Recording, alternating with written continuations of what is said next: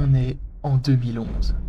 Bethesda Game Studio balance un jeu qui va marquer toute une génération et carrément révolutionner le monde du RPG occidental. Ah, Skyrim, c'est sûrement mon jeu préféré. Pourquoi? Bah, parce que tout est incroyable dedans. Les musiques, l'univers, Serana, les combats, les quêtes de guilde, Serana, la rejouabilité, Ayla la chasseuse. Bref, vous voyez le tableau. J'y ai passé des centaines d'heures à explorer, faire des missions, tester tous les builds possibles pour trouver la meilleure façon de one-shot des dragons. Mais aujourd'hui, on va pas parler de la meilleure technique pour empiler des drogueurs comme des parpaings. Non, aujourd'hui, on va essayer de comprendre pourquoi, alors que le destin du monde repose littéralement sur mes épaules, je me retrouve à crapahuter au sommet des plus hautes montagnes à la recherche de trésors perdus, à pêcher du saumon dans la rivière Blanche, ou encore à piquer des meules de fromage dans les caves de solitude. Bref, comment ce jeu est conçu pour te détourner de ta quête principale. Parce qu'au fond, c'est peut-être ça la vraie magie de Skyrim. Te faire croire que sauver le monde, c'est important, ouais, mais que là tout de suite, il y a un coucher de soleil qui mérite toute ton attention.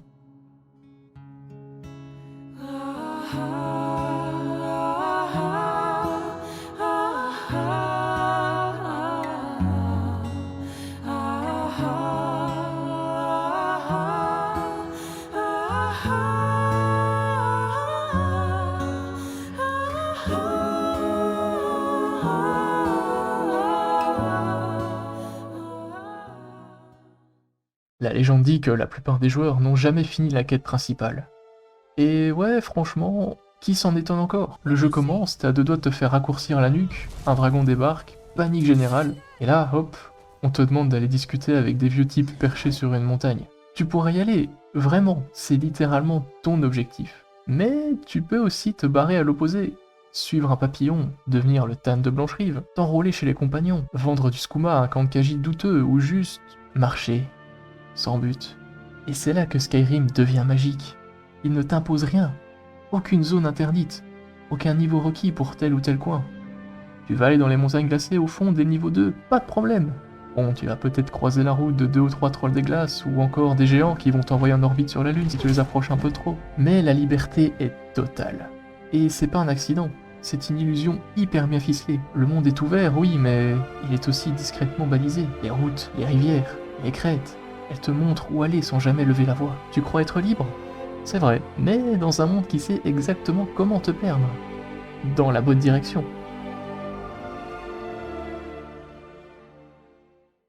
Mais pourquoi ce monde me donne-t-il autant envie d'explorer? Hein? Pourquoi quand Random PNJ numéro 325 me demande d'aller récupérer une babiole, une petite chose planquée dans une ruine d'Ouemer moisie, je me retrouve 1 heure plus tard au sommet d'une montagne à tabasser un dragon et une liche en même temps à l'autre bout de la map, avec les poches pleines de fromage et toujours pas la babiole en question?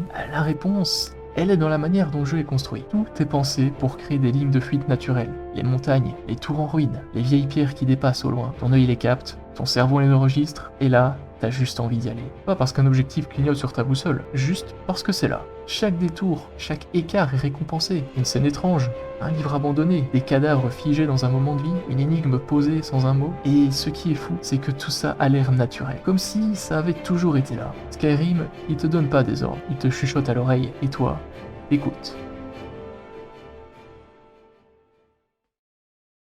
Si Skyrim nous accroche autant, c'est pas juste parce que c'est grand et joli, c'est aussi parce qu'il titille directement notre cerveau là où ça fait du bien. Quand tu explores, il y a un truc qui s'active là-haut, le système dopaminergique. En gros, c'est le circuit de la récompense, celui qui kiffe la surprise, la nouveauté, la curiosité. Et devine quoi? Skyrim coche absolument toutes les cases. Tu tombes sur un coffre planqué derrière une cascade, boum, petite décharge de dopamine. Tu vises une tour à l'horizon, tu y vas, t'y arrives, reboum, objectif atteint. Et puis t'as la boucle classique du RPG, tu gagnes de l'XP, du loot, des sorts, ton cerveau est en roue libre.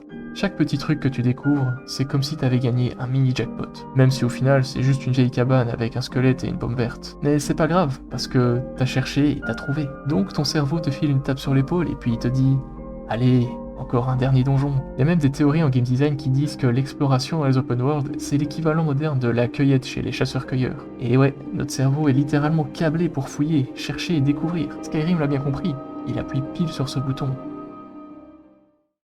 L'un des trucs les plus malins que fait Skyrim, c'est de te raconter des histoires sans jamais ouvrir la bouche. C'est ce que l'on appelle le récit environnemental. Tu pousses la porte d'une baraque en ruine, tu tombes sur 2 squelettes, une table encore dressée, un vieux journal posé là, tu le lis, et bam, tu captes. Ces deux-là attendaient quelqu'un. Sauf que ce quelqu'un n'est jamais venu. Pas de cinématique, pas de voix off, juste des objets posés là qui racontent à leur façon une petite tragédie oubliée. Skyrim ne t'impose rien.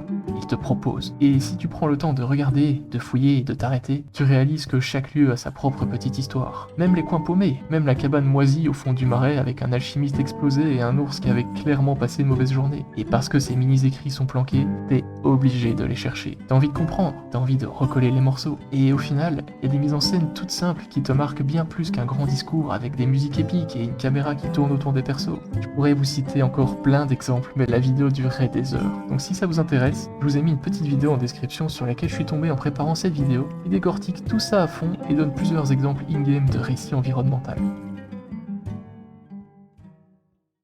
10 ans plus tard, et même un peu plus, Skyrim est toujours là. Toujours vivant. Bon, modé jusqu'à l'os, on va pas se mentir, mais il respire encore, il bouge, il me surprend, je tombe encore sur des coins que j'avais jamais vus, des dialogues qui m'étaient complètement passés sous le nez, des coffres planqués avec des objets dont j'avais oublié jusqu'à l'existence.